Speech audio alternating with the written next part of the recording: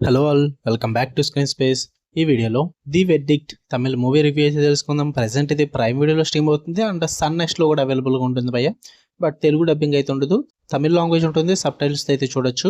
Movie duration వచ్చేసి 2 hours on time అయితే ఉంటుంది. స్టోరీ బ్లడ్ విషయానికి వచ్చేస్తే అమెరికాలోనే టెక్సస్ ప్రాంతంలో అన్నమాట ఈ స్టోరీ అంతా నడుస్తూ ఉంటుంది. అక్కడ నమ్రత అనే ఒక అమ్మాయి అయితే ఒక మర్డర్ కేసులో అయితే ఇరుక్కోవడం జరుగుద్ది. మరి ఆ అమ్మాయి ఆ మర్డర్ చేసిందా లేదా, ఆ అమ్మాయిని ఎవరు కాపాడారు, అసలు ఏం జరిగింది, వీటన్నిటి చుట్టూ నడిచే స్టోరీ ది వెర్డిక్ట్. ఇక ఫుల్ రివ్యూలోకి వెళ్ళిపోయింది. మీరు కనుక ఛానల్కి కొత్తగా వచ్చింటే వెల్కమ్ టు స్క్రీన్ స్పేస్. వీడియోని చివరి వరకు చూడండి. మీకు కనుక రివ్యూ నచ్చితే వీడియోని లైక్ చేసి షేర్ చేసి ఛానల్ కూడా ఖచ్చితంగా సబ్స్క్రైబ్ చేసుకోండి.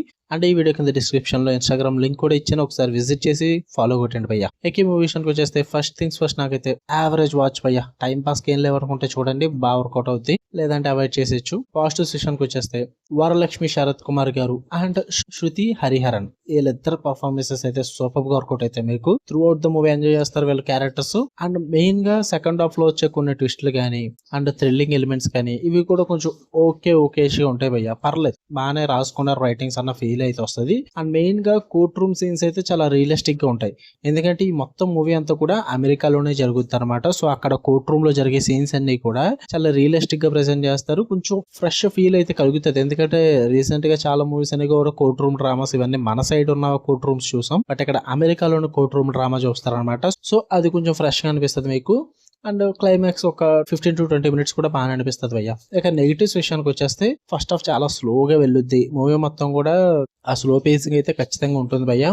చాలా సీన్స్ అయితే డ్రాగ్ చేస్తారు, అసలు వర్కౌట్ అవ్వదు. కొన్ని సీన్స్ అయితే లాజిక్ లేకుండా తీసారన్న ఫీల్ అయితే కలుగుద్ది మీకు. అండ్ కొంచెం కేసు కూడా చాలా డ్రామాటిక్ వేలో అయితే నడుస్తుంటది అనమాట. ఆ ఇంట్రెస్ట్ అయితే మీకు లేకుండా చేస్తుంది, కొంచెం బోర్ కొట్టుద్ది. ఆ కేసు కూడా చాలా డ్రామాటిక్ ఉండడం వల్ల అంత ఇంట్రెస్ట్ రాదు. అండ్ సెకండ్ హాఫ్ లో కొన్ని డ్రామా సీన్స్ అయితే అసలు వర్కౌట్ అవ్వవు. అండ్ మూవీ కూడా చాలా ప్రెడిక్టబుల్ గా ఉంటుంది. పైగా ట్విస్ట్లు కూడా అందరికి వర్కౌట్ అవ్వకపోవచ్చు, కొంతమంది అయితే గెస్ట్ చేయొచ్చు అనమాట, ఎక్కువ క్రైమ్ డ్రామాస్ చూస్తున్న వాళ్ళకి.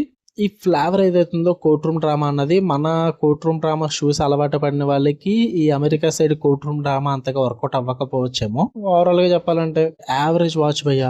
టైం పాస్ ఏం లేవనుకుంటే చూడొచ్చు, మరి చూద్దాం అనుకుంటే ప్రైమ్ వీడియోలో ఉంది, సన్ నెక్స్ట్ లో కూడా ఉంది. ట్రై చేద్దాం అనుకుంటే ట్రై చేయండి భయ్య. ఫ్యామిలీతో అయితే చూడొచ్చు, ప్రాబ్లం ఏం లేదు.